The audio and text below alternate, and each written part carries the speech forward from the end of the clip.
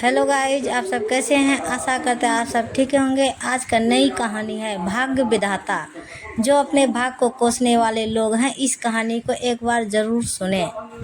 एक बार एक इंसान अपने ज़िंदगी से बहुत परेशान था।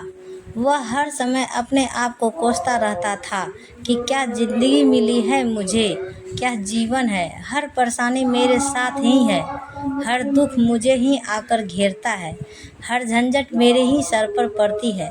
कहानी आगे सुनने से पहले कमेंट बॉक्स में भाग माता की जय लिखें और वीडियो को एक लाइक ज़रूर करें। एक दिन इसी तरह अपने आप को बैठा हुआ कोस रहा था कि क्या नसीब है मेरा, क्या किस्मत है मेरी, क्या ज़िंदगी है मेरी। तभी अचानक एक बाज अपने शिकार को पंजे में दबाए हुए एक पेड़ पे आकर बैठ जाता है और वहीं पर अपने उस शिकार को खाने लग जाता है।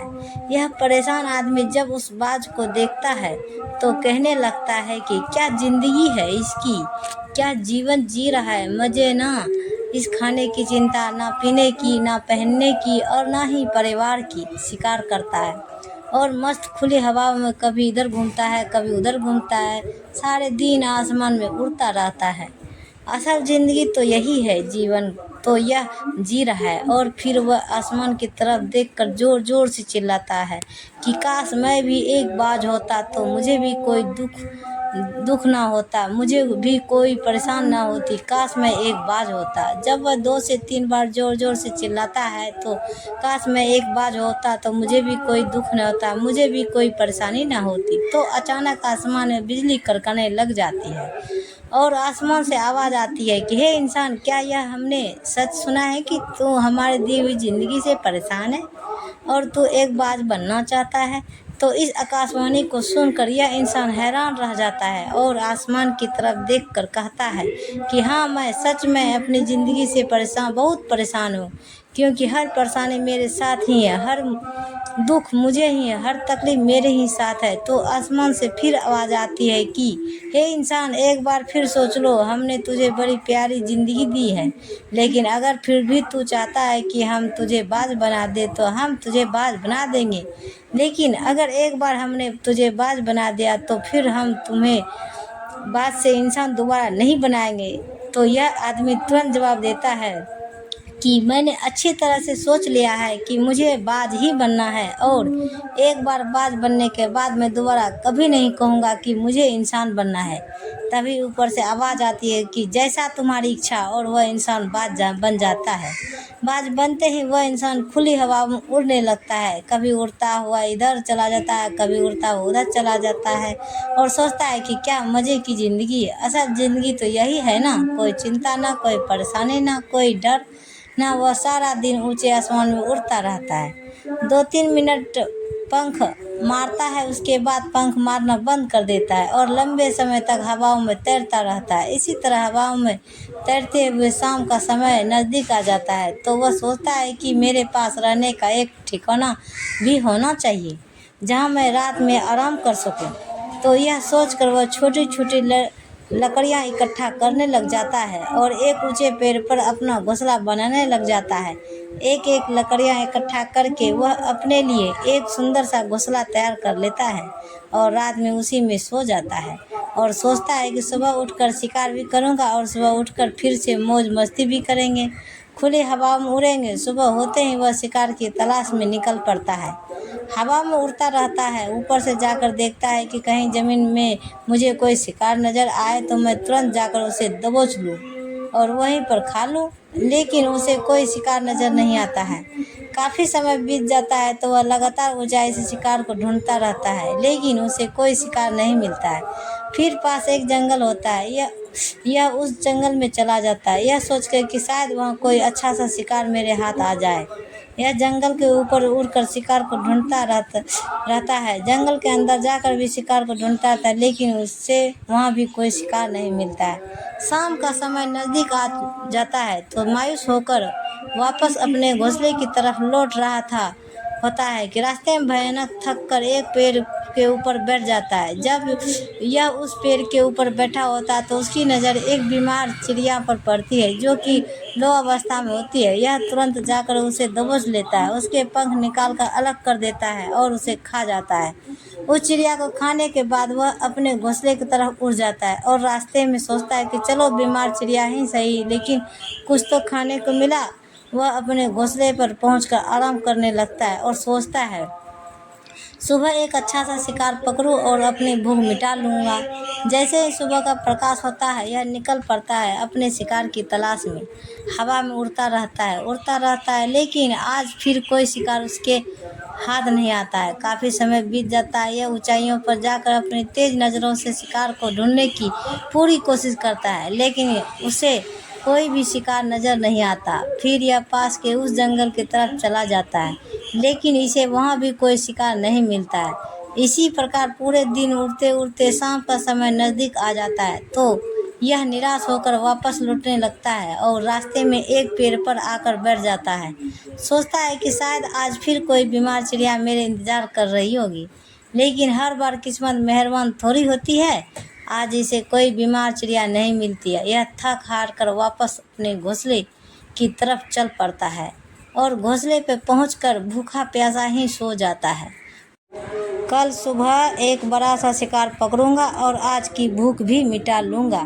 रात को अपने घोंसले में सोया होता है, गहरी नींद में होता है कि तभी एक भयानक तूफान आता है। इस तूफान की हवा इतनी तेज होती है कि इसके घोंसले को उड़ाकर एक जगह फेंक देता है और उन्हें कहीं दूर दूसरी जगह फेंकते हैं। तो यह जहाँ पर गिरता है वहाँ नीचे एक नोकदार लकड़ी पड़ी होती है जो इसके पंजे को गड़ जाती है और इसे बुरी तरह घायल कर देती है।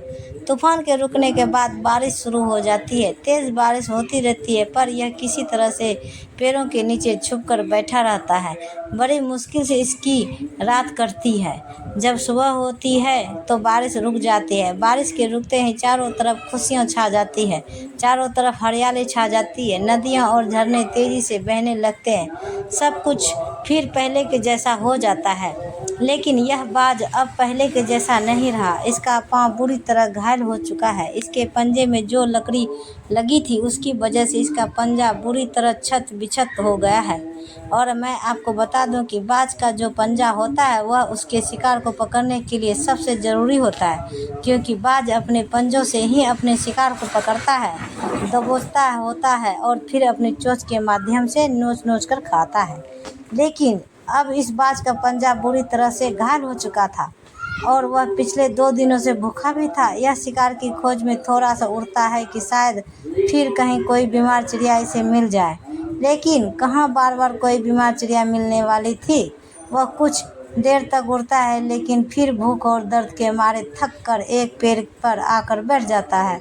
वह पेड़ पर आकर बैठ जाता तो है, लेकिन उसे पता नहीं था कि यह एक और मुसीबत उसका इंतज़ार कर रही है। और वह मुसीबत यह थी कि 8-10 कौवों का एक झुंड मिलकर इसे परेशान करने लग जाते हैं। इसके ऊपर आकर इसके घाव में चोंच मारने लग जाते हैं।